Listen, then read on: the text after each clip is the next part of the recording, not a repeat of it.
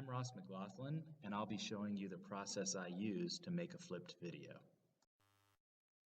I don't normally use a stopwatch, but I wanted to see how long each step took.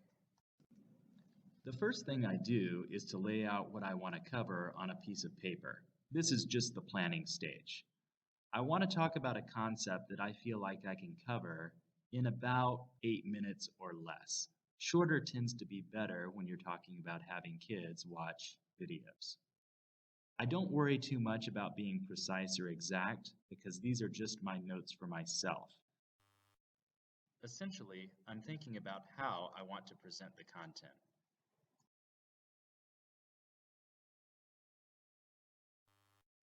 Now I'm going to take that plan and put it onto my small whiteboard. Obviously, since this is going to be what's filmed, neatness and use of color, writing legibly, and big enough so people can see it are all major concerns. I also like to try to use any graphic organizers, whether that be bullets or whatever might fit for your class. You should try to use those as much as you can. I will use multiple whiteboards sometimes, which is nice because it gives you a natural break if you're going to need to do any editing. Here's what the finished product looks like. Now we're ready to make the video. I just use a little flip cam. I make sure the height of it is about head height. It's about 2 meters from the whiteboard. I make sure to keep my lights off, otherwise you get funny glare on the screen. As you'll see in the finished product, my torso and head are also in the shot, and I sit next to the whiteboard so that I can point and maybe draw a little bit. I'm just finishing up making sure that the shot looks good, and I'm going to press go and go sit down and start presenting. I'll also start a stopwatch so I can make sure I'm moving through the content in a timely manner.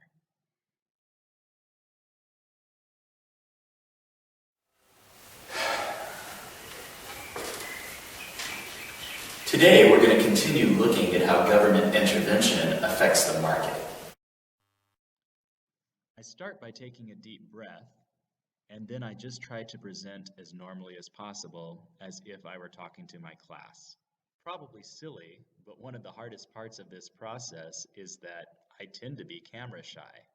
And even though I'm not nervous in front of a class of students, sitting there in an empty room with a camera makes me say all sorts of things that aren't really what I mean or aren't how I'm trying to actually present.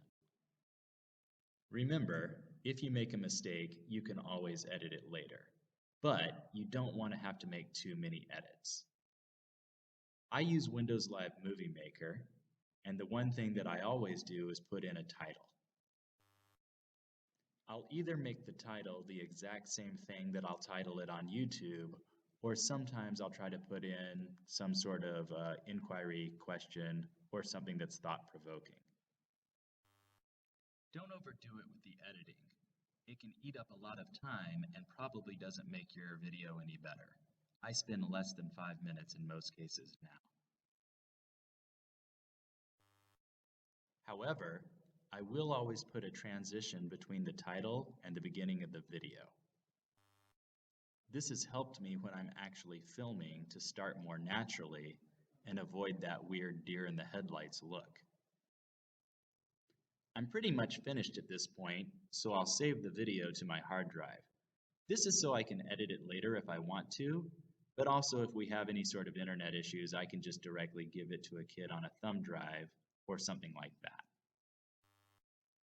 Saving a video and uploading it to YouTube usually takes maybe 20 to 30 minutes, and typically I'll do some other work while I'm waiting for this to be finished.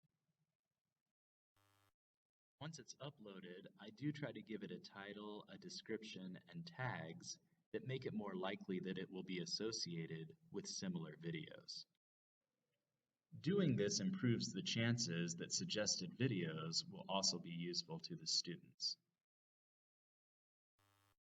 Last, I'll add it to the appropriate playlist, and then I'm finished. If you want to see the completed video, the link is in the description below. Also, feel free to leave any questions in the comments. Thanks for watching.